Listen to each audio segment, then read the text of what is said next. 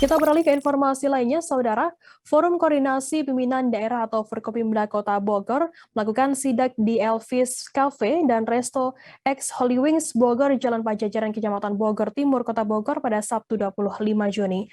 Sidak yang dilakukan pada Sabtu 25 Juni dan dipimpin langsung oleh Wali Kota Bogor, Bima Arya, untuk menindaklanjuti keresahan masyarakat soal promosi minuman keras untuk Muhammad dan Maria. Sidak ini pun dilakukan pasalnya Elvis Cafe dan Resto semula bernama Holy Wings Bogor. Wali Kota Bogor Bima Arya sendiri mengatakan sidak ini untuk memastikan laporan tersebut. Bima Arya pun membeberkan sejumlah fakta terkait sidak ini, di mana nama Elvis Cafe dan Resto masih terafiliasi dengan Holy Wings Indonesia. Terkait dengan adanya promosi yang menistakan agama tersebut, dari hasil sidak, Bima Arya memastikan tidak menemukan hal tersebut. Bima mengatakan ia tak ingin promosi tersebut mencederai umat Islam yang ada di Kota Bogor.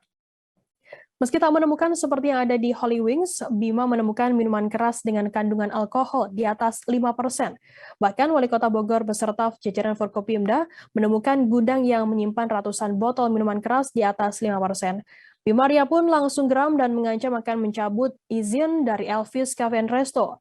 Bima Arya pun menuturkan pihaknya geram lantaran izin yang diberikan tidak digunakan sebagaimana mestinya. Izin yang diberikan itu, tambah Bima, mulai dari tidak boleh menjual minuman keras di atas 5% dan menjunjung kearifan lokal. Sementara waktu, pihak Pemkot Bogor akan melakukan penyegelan selama 14 hari, imbas ditemukannya miras di atas 5%. Bima Arya pun menegaskan akan terus mendalami penjualan yang dilakukan melanggar perda dan perwali ini. Secara tegas, Bima Arya akan menutup Elvis atau X Holy Wings Bogor secara permanen.